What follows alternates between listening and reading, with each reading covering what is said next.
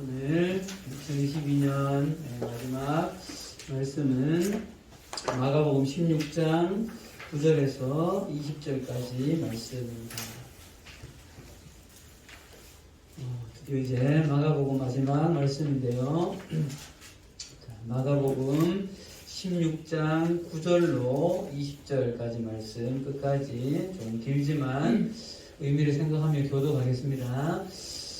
9절 제가 읽을게요. 예수께서 안식 후 첫날 이른 아침에 살아나신 후 전에 7 귀신을 쫓아내어 내어주신 막달라 마리아에게 먼저 보이시니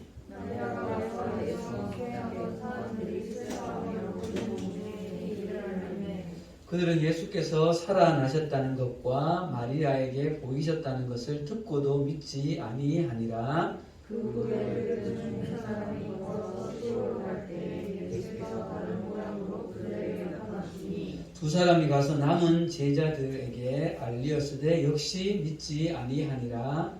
그 후에 11 제자가 음식 먹을 때 예수께서 그들에게 나타나사 그들의 믿음 없는 것과 마음이 완악한 것을 꾸짖으시니 이는 자기가 살아난 것을 본 자들의 말을 믿지 아니하니라. 또 이르시되 너희는 온 천하에 다니며 만민에게 복음을 전파하라. 그리고 세례를 받는 사람은 구원을 얻을 것이요 믿지 않는 사람은 정죄를 받으리라. 믿는 자들에게는 이런 표적이 따르리니 곧 그들이 내 이름으로 귀신을 쫓아내며 새 방언을 말하며 뱀을 집어올리며 수수국을 마실지라도 폐를 하지 아니하며 없는 사람에게 손을 든즉 나으리라 하시더라. 주 예수께서 말씀을 마치신 후에 하늘로 올려지사 하나님 우편에 앉으시니라. 같이요. 제자들이 나가 두루 전파할세 주께서 함께 역사하사 그 따르는 표적으로 말씀을 확실히 증언하시니라. 아멘. 인사 한번 합시다. 메리 크리스마스. 옆에 보시면 한 번 더 메리 크리스마스. 네. 이 어색함을 네. 주일이 크리스마스인 게 참 오랜만이다, 그죠? 네. 오늘 하루 기쁜 마음으로 잘 보냈으면 좋겠고요. 그리고 오늘이 또 2022년도 마지막 주일이죠. 1월 1일이 새해 첫 주일이고, 그리고 또 오늘은 그동안 2년간 함께 말씀을 나누었던 이 마가복음을 마치는 날이기도 합니다. 내년도의 말씀을 어느 정도 조금 결정을 했어요. 여러분들 지난번에 이렇게 준 의견들하고 좀 고민을 하다가 사도행전을 하는 것이 좋겠다 이런 말씀을 좀 하고 있어요. 왜냐하면 이 사도행전은 사실 이제 복음서에 이어서 이렇게 사도들의 모습에 대해서 나누는 것이기 때문에 요 복음서를 배경을 이렇게 좀 가지고 있을 때 이어가는 것이 좋겠다는 마음이 좀 들어서 사도행전으로 내년에는 넘겨겠습니다. 그래서 여기 이렇게 걸 모토를 뭐로 할까 조금 더 고민해서 다음 주에 같이 하도록 하겠습니다. 자, 오늘 이제 마가복음 마지막으로 같이 좀 들어가 보도록 할게요. 오늘 말씀은 크게 두 파트로 조금 생각을 해보려고 해요. 첫 번째는 우리 삶에 찾아오는 어떤 두려움과 그 믿음과의 관계를 좀 생각할 거예요. 오늘 제자들이 예수님의 부활을 믿지 못하는 이 모습 속에 우리의 삶은 어떤가를 좀 돌아봤으면 좋겠고요. 두 번째는 이제 마지막 마무리로 예수님께서 사명을 맡기신 것과 우리에게 허락하신 그 권위가 무엇인가 조금 더 나가서 그것이 오늘 성탄의 의미와 어떤 관계가 있는가를 조금 생각을 좀 해보려고 합니다. 자, 먼저 첫 번째 파트로 갈게요. 여러분 예수님께서 부활하신 이후에 오늘 이렇게 본문에 이렇게 좀 나오는데요. 11절, 12절, 이렇게 13절까지 가면서 조금 눈에 들어오는 낱말들이 좀 있어요. 11절 한번 볼까요? 11절 넘겨주세요. 그들은 예수께서 살아나셨다는 것과 마리아에게 보이셨다는 것을 같이 시작. 듣고도 믿지 아니하니라. 그리고 막달라 마리아는 빈 무덤에 가서 천사를 직접 만나고 왔고 무덤에 예수님이 없는 것을 눈으로 보는 사람이고 또 오늘 9절 말씀에 보면 예수님께서 직접 나타나서 마리아에게 보였다. 그러니까 마리아는 이 막달라 마리아 예수를 직접 본 사람이죠. 그러니까 이 막달라 마리아가 제자들에게 가서 이렇게 막 예수님을 내가 부활했던 것을 만났다. 예수님 무덤가에 가니까 아무 개가도 없었다. 천사도 만났다. 이런 이야기를 막 하는 거죠. 그랬는데 이상하게도 11절에 그들의 반응은 듣고도 믿지 아니하니라. 여러분, 이 듣고도라는 말이 좀 뉘앙스를 결정하죠. 그냥 보셨다는 것을 믿지 않았다가 아니라 그거를 들었는데도 믿지 않았다. 이런 뉘앙스잖아요. 약간의 어떻게 못 믿을 수가 있나 약간 이런 느낌이 있는 거죠. 근데 그러고 나서 여러분 13절에 또 가보세요. 13절 넘겨주세요. 두 사람이 가서 남은 제자들에게 일렀으되 역시 믿지 아니하니라 이렇게 되어 있어요. 여기 두 사람이 누굴까요? 여기 두 사람이 가서 남은 제자들에게 일렀으되 이 두 사람 이야기는 누가복음에 좀 잘 실려 있어요. 이건 조금 여러분들 배경을 알면 좋아요. 누가복음 24장으로 가겠습니다. 이거는 PPT가 없어요. 좀 길어가지고 성경을 찾아주세요. 성경 누가복음 24장을 가겠습니다. 우리 여기 우연히 성경책 좀 갖다 주세요. 우연히 성경책 좀 찾아요. 누가복음 24장 13절부터 한번 가볼까요? 13절에 이제 없어요? 그러면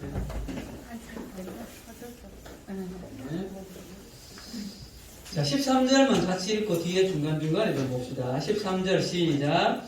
그날에 그들 중 둘이 예루살렘에서 25일이 되는 엠마오라 하는 마을로 가면서 이게 엠마오 도상으로 엠마오라는 마을로 가는 두 사람 이야기예요. 자 15절로 한번 가볼까요? 15절에 그들이 서로 이야기하며 문의할 때에 예수께서 가까이 이르러 그들과 동행하시나 그들의 눈이 가려워져서 예수님 누군지를 알아보지 못하는 거예요. 그러니까 17절에 예수님께서 너희들이 무슨 이야기 하나 말하니까 18절에 당신이 어떻게 예루살렘에서 있었으면서도 최근에 예루살렘에서 있었던 그 일을 네가 모를 수 있느냐 막 이렇게 얘기하는 거죠. 그러면서 예수라는 사람이 십자가에 못 박혔고 죽었는데 다시 최근에 누군가는 살아났다 하더라 막 이런 이야기를 쭉 이제 해주는 거예요. 그러고 나서 27절인가요? 27절에 가니까 25절, 6절, 7절에 예수님께서 이제 어떤 말씀을 하시는 거예요. 27절 이에 모세와 모든 선지자 글에 시작하여 모든 성경에 쓴 바 자기에 관한 것을 자세히 설명하시니라. 예수님이 이제 아직도 이 사람은 모른 채 예수님에 대해서 예수님이 스스로 막 설명을 해주는 거예요. 그러고 나니까 29절에 그들이 관건하여 우리와 함께 유하사이다. 엠마오에 도착하 예수님은 그냥 더 가시려고 했는데 우리 집에 와서 더 묵고 가세요 해가지고 하룻밤을 예수님이 같이 묵으시는 거죠. 네, 그러면서 30절 시작.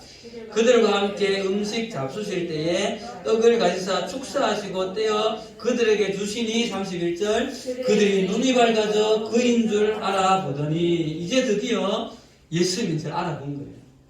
그러나 그때 예수님은 사라지는 거죠. 그러고 나니까 이 두 사람 눈이 이제 번쩍 뜨는 거죠. 우리가 얘기했던 이분이 부활하신 예수님이구나 안 거예요. 그리고 두 사람이 다시 돌아가서 제자들에게 가서 우리가 부활한 예수님을 만났다라고 막 전하는 거죠. 그랬는데도 뒤에 역시 믿지 아니하니라 이렇게 되어 있습니다. 자, 여러분 그러고 나서 여기 보세요. 14절에 13, 14절에 이어지잖아요. 그 후에 11제자가 음식 먹을 때에 예수께서 그들에게 나타나서 오늘 우리 본문은 이렇게 약간 이게 시간 간격이 좀 있는 것처럼 보이는데요. 누가복음에는 이렇게 돼 있어요. 제자들이 돌아가서 우리가 이 두 사람이 제자들한테 돌아가서 이 이야기를 13절 이야기를 막 할 때에 뭐라고 되어 있는가 하면 이 말을 할 때 예수께서 친히 그들 가운데 서서 너희에게 평강이 있을지어다. 그러니까 14절 말씀이 이 두 사람이 막 말하고 있을 때라는 거예요. 네. 자, 그러니까 예수님이 막 부딪히셨다가 또 이제 너희에게 평강이 있을지어다라고 말하는 의미를 우리가 좀 생각을 잘 해봐야 돼요. 자, 여러분, 예수님께서 십자가에 죽으시기 전에 부활을 하겠다 3일 후에 이런 말씀을 하셨어요, 안 하셨어요? 안 했어요? 하셨어요, 안 하셨어요? 하셨죠. 그러고 나서 그 뒤에 우리 어디서 만나자?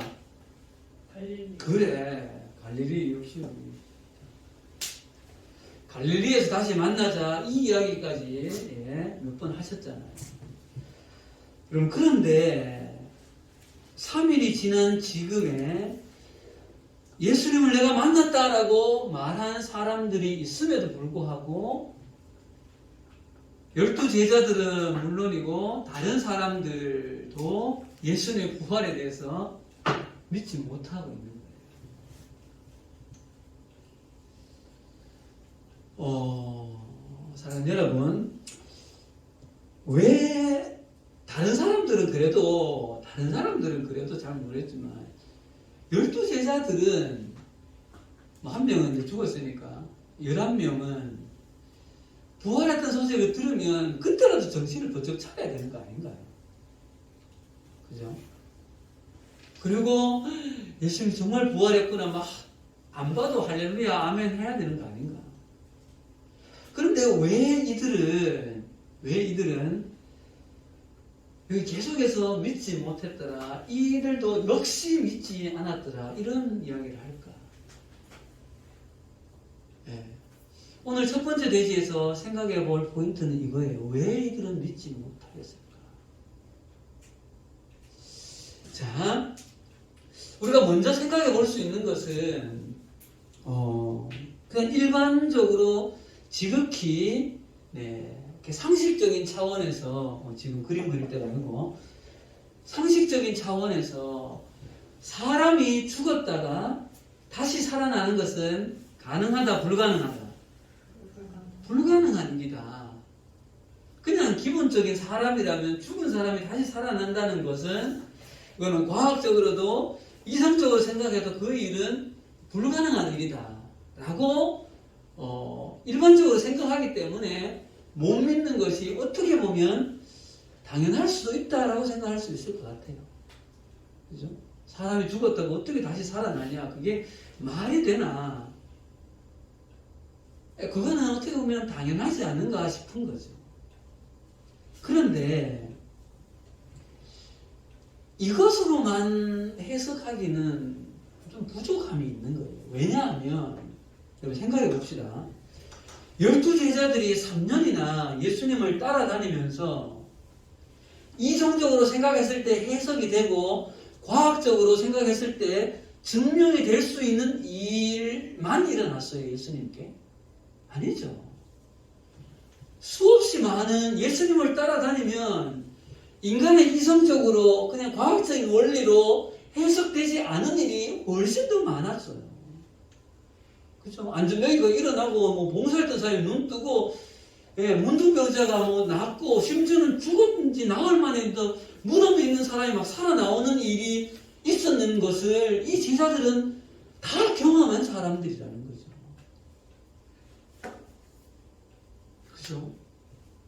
그러면 예수님의 부활도 머리로는 이해가 안 되더라도 예수님이 하셨는 말이면 그것이 믿음으로 나오는 것이 어쩌면 좀 있어야 되지 않을까. 그러니까 이게 과학적으로 납득이 다 안 되고 인간의 상식으로 해석이 안 되는 일이기 때문에 못 믿었다라고 하기에는 부족함이 있다는 거예요.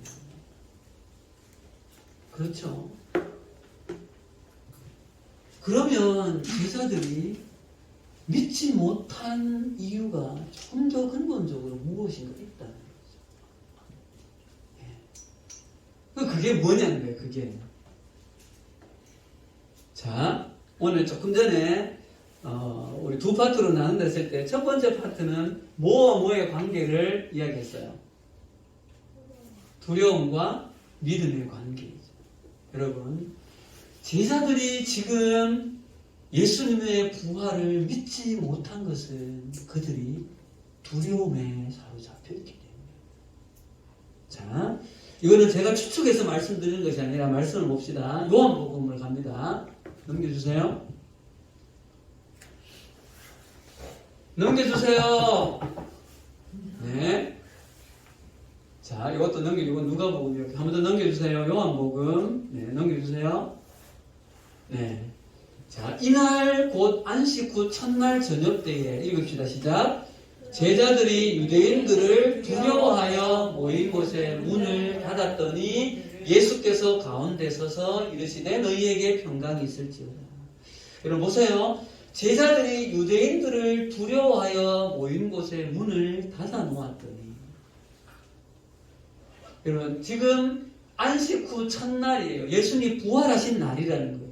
그들이 모여 있었으나 그들은 유대인들을 두려워하는 두려움에 사로잡혀 있었던 거예요. 여러분 생각해 봅시다.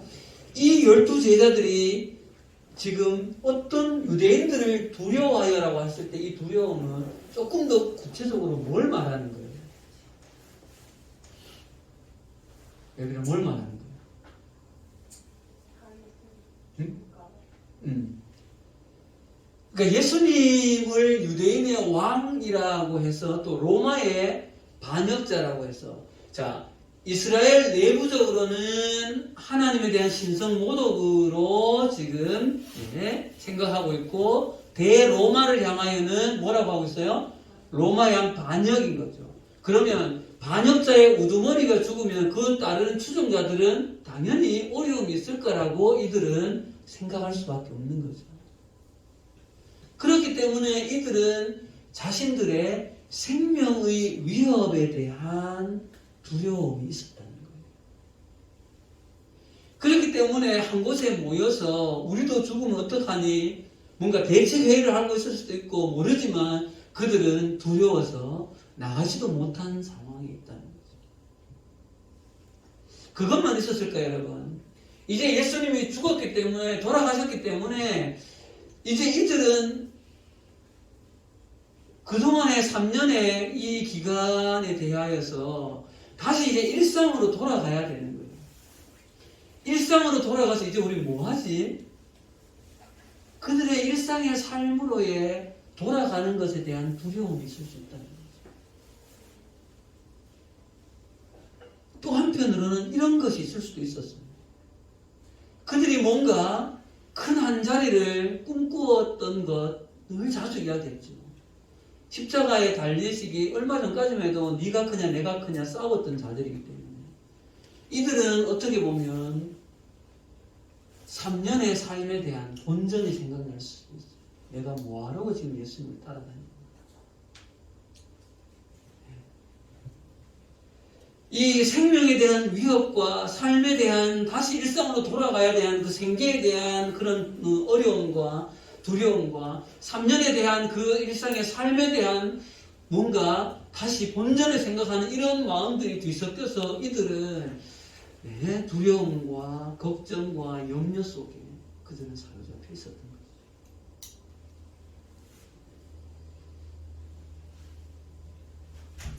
여러분, 이 두려움이 그들 속에 이렇게 자리 잡고 있을 때 그들의 모습 속에는 믿음이라는 것은 찾아보기 어려웠다. 사랑하는 여러분, 두려움과 믿음은 정반비례합니다. 두려움이 커지면 믿음은 어디로 갔는지 사라져버려요. 반대로 여러분, 믿음이 생기면, 믿음이 커지면 두려움은 사라진다는 거죠.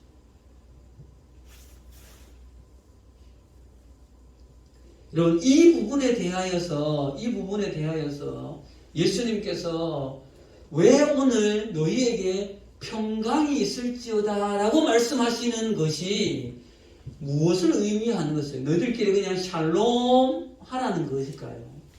여기서 여러분 평강이 있을지어다라고 말하는 부분은 왜냐하면 그들 속에 있는 두려움을 예수님께서 지적하시는 거예요.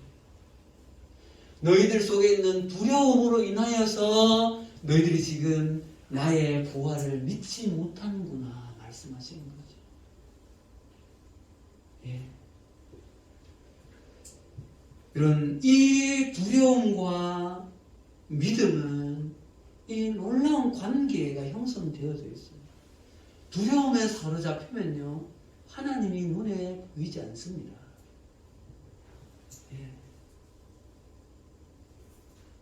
반대로 하나님에 대한 신앙이 견고하게 서 있으면 두렵지 않아요. 이거에 대한 적나라한 예가 누구예요? 베드로가 예수를 보면서 풍랑이 있는 물로 뛰어들었을 때는 그는 빠지지 않았어요. 그러나 풍랑을 보며 두려움이 왔을 때 그는 빠지는 거거든요. 또 마태복음 6장에 가면 예수님께서 계속해서 저 들의 백합화를 봐라, 공중에 나는 새를 봐라.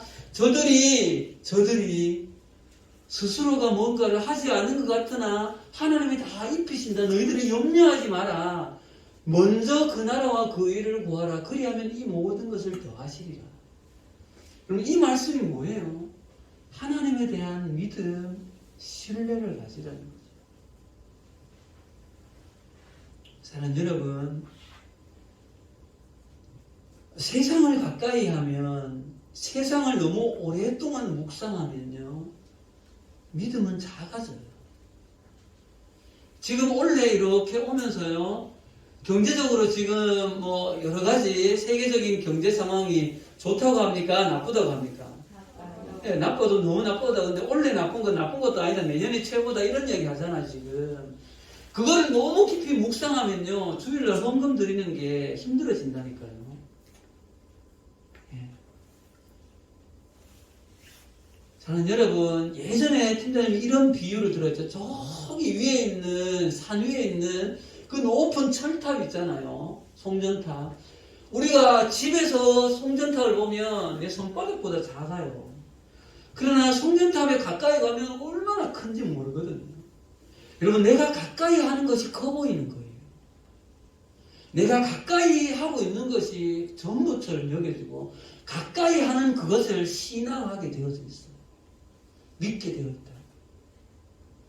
그래서 여러분, 신문을 보고 뉴스를 보되 성경과 함께 보지 않으면요, 여러분, 우리 삶에는 두려움이 찾아와요. 내년에 우리 직장이 어떻게 될까? 내년에 내 사업이 어떻게 될까?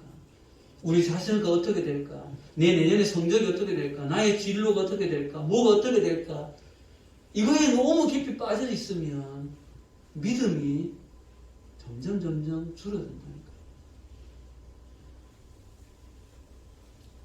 사랑하는 여러분, 이것은 우리 삶에도 똑같이 적용되고 있다는 거예요.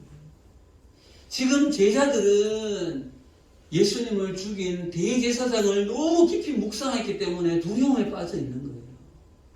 사랑하는 여러분, 여러분들의 성적, 여러분들의 그 어떤 것들 가운데 그것을 너무 깊이 묵상하면 믿음의 삶을 선택하기 어려운 거예요.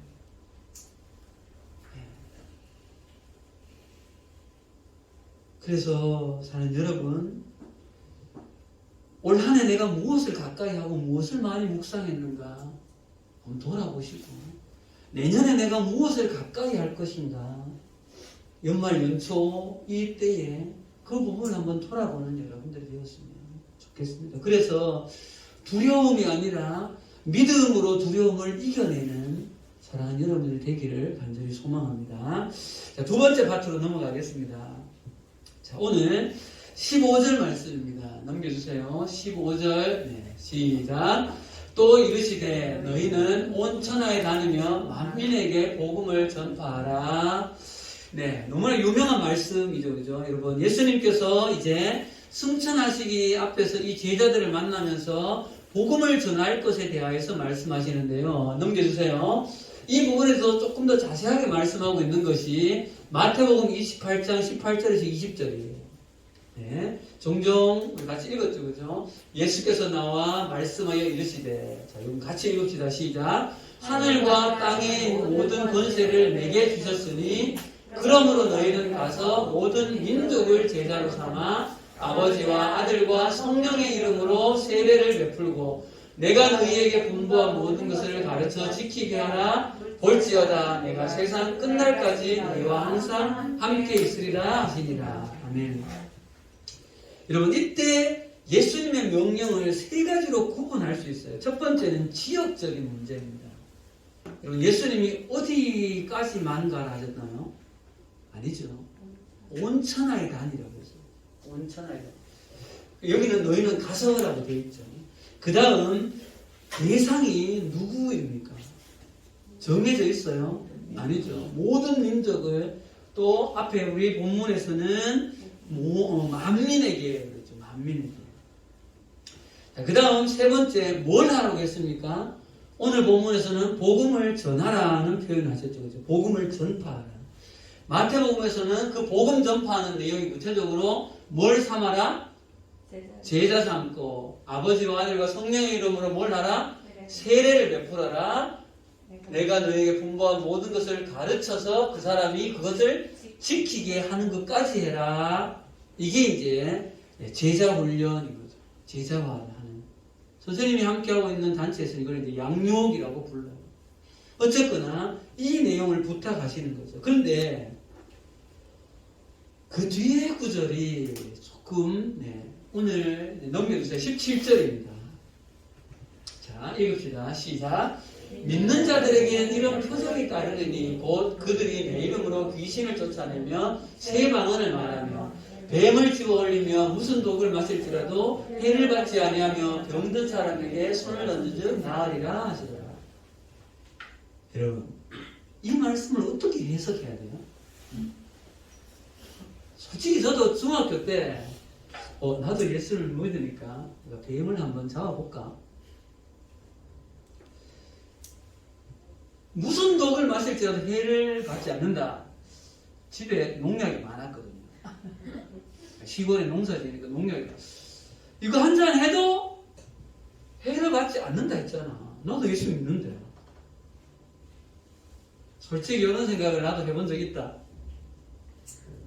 그런 생각 해본 내가 이상한 거야. 안 해봐서 진짜로? 해봤어요. 여러분, 도대체 이 말씀을 어떻게 해석해야 되냐는 거예요.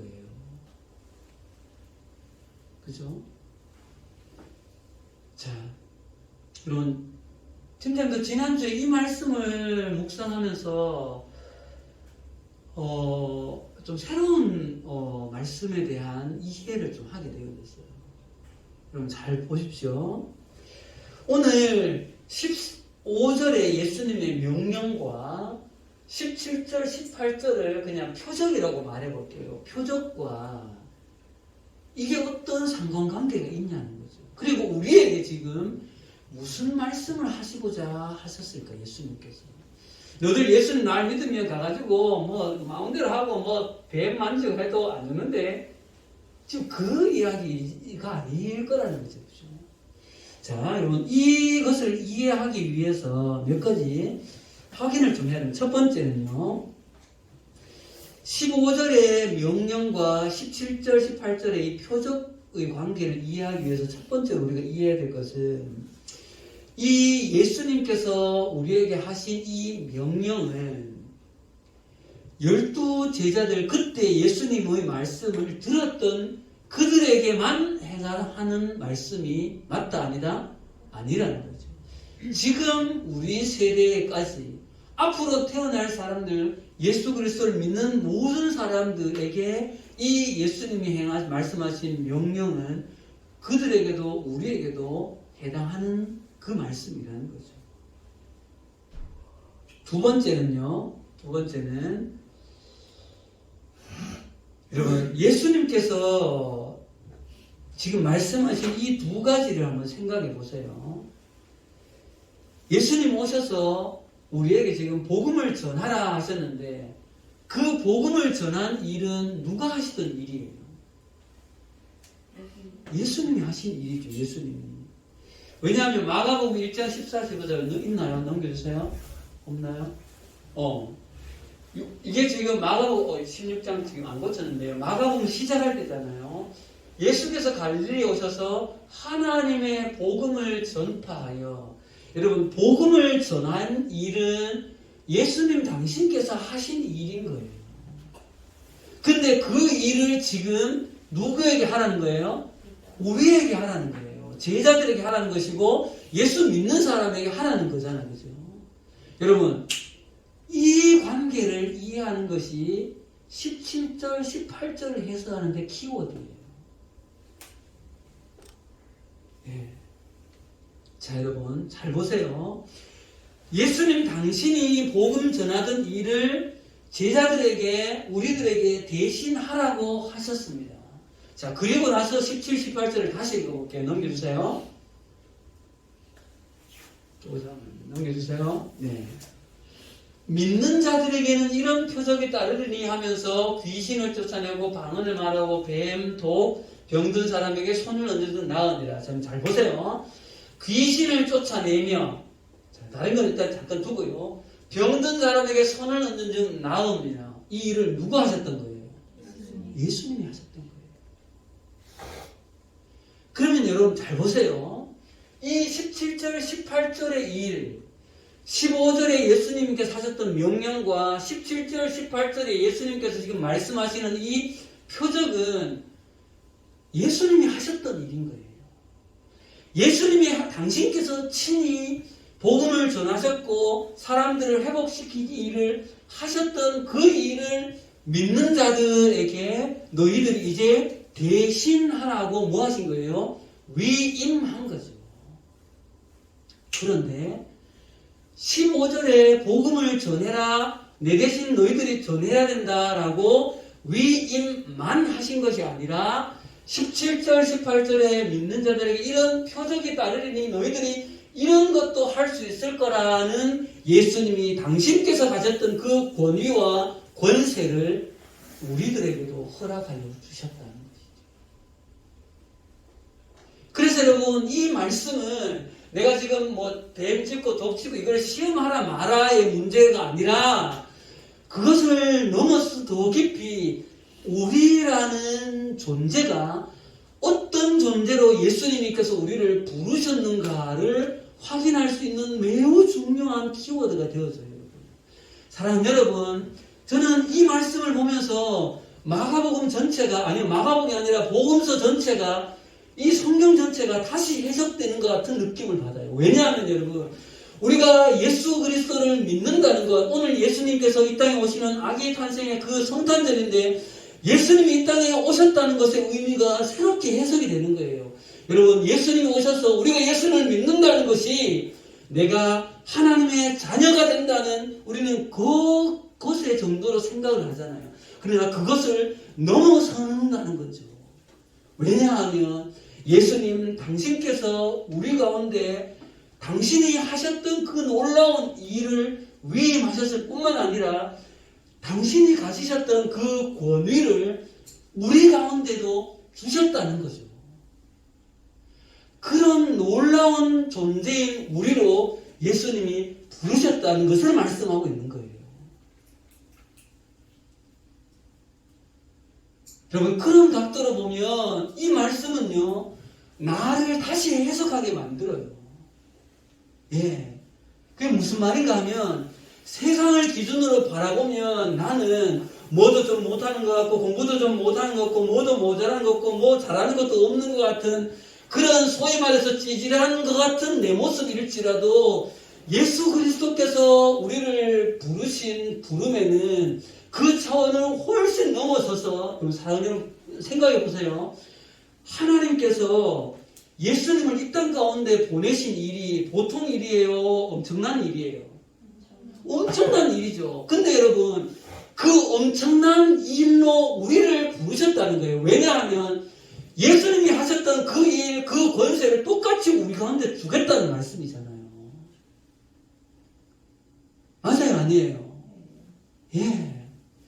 그래서 사랑하는 여러분, 저도 이 말씀을 보면서 내가 하나님의 자녀가 됐다는 게 무슨 말인가가 새롭게 해석이 되면서 나한테 다가오는 거야. 아, 내가 예수를 믿는다는 것은 그냥 예수 믿고 천국 가는 그 차원을 넘어서서 이 땅 가운데에 하나님 아들 예수를 보낸 그 놀랍고 엄청난 일 가운데로 동일하게 나를 부르시는구나 라는 생각을 하게 됩니다. 왜냐하면 여러분 잘 보세요. 아까 마태복음 28장 18절에 예수께서 나와 일러 가라사대 하늘과 땅의 모든 권세를 예수님이 내게 주셨으니라고 말했어요. 예수님 스스로 얘기해요. 하나님께서 예수님에게 그 모든 권세를 주셨다라고 말했어요. 그 권세를 가지신 예수님이 오늘 이 말씀을 하시는 거예요. 너희들에게 이 권세를 주겠다라고 말씀하는 거예요. 예. 그래서 여러분들 우리는 예수 그리스도를 믿는다는 것은 놀라운 변화인 거죠.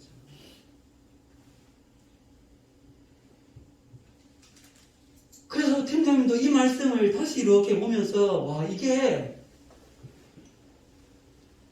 나를 완전히 새롭게 이해하고 자기 인식의 전환이 생기는 거예요. 아 내가 어떤 존재인구나.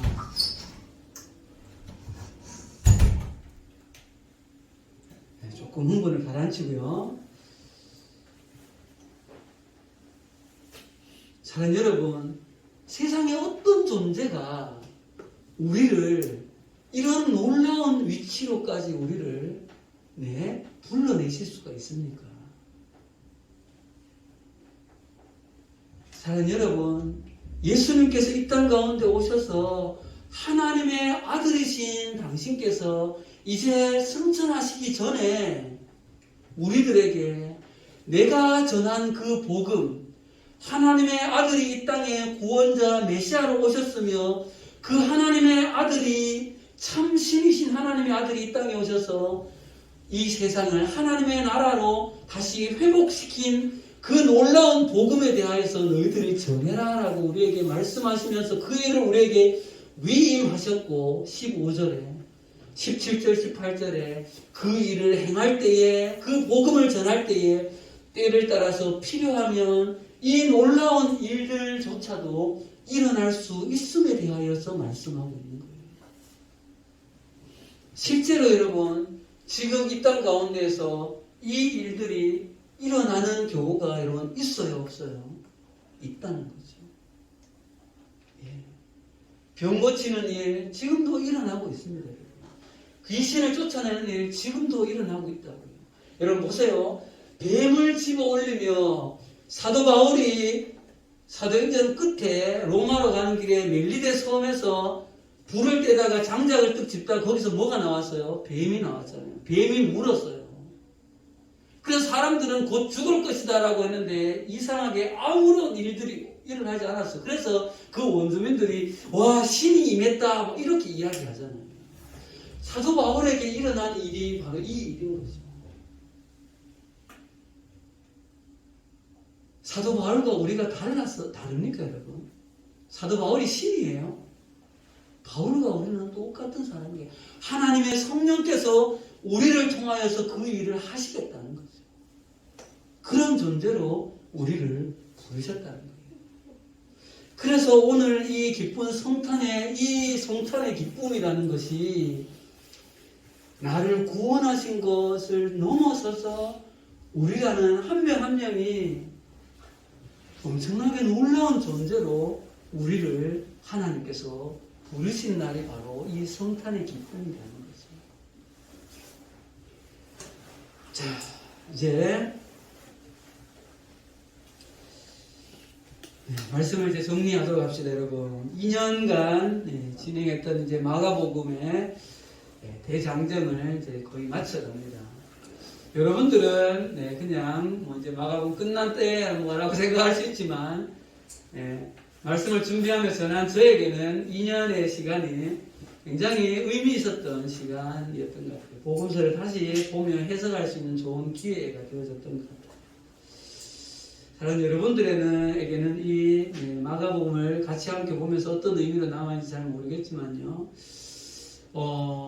하나님의 아들 예수 그리스도 그분께서 전하신 그 복음과 의미가 무엇인가를 여러분의 개인의 삶에서 묵상하면서 여러분의 것으로 개수가해서 만들어가면 좋겠어요. 그리고 이제 다음 주 내년에 사도행전 속에서 이렇게 명령 15절에 명령을 받았잖아요. 명령받은 제자들이 어떻게 사도행전에서 실제적으로 복음을 전하여 가는가. 그렇다면 우리들은 우리 삶에서 어떻게 복음의 증인된 삶을 살아갈 것인가. 내년에 사도행전을 통하여서 같이 바울과 베드로 이야기를 같이 한번 계속해서 나눠갔으면 좋겠습니다. 제가 생각했을 때 사도행전 한 2년은 해야 되지 않을까 싶어요. 그래야만 끝이 나지 않을까. 다음 주 새해에 만나도록 합시다. 기도하겠습니다.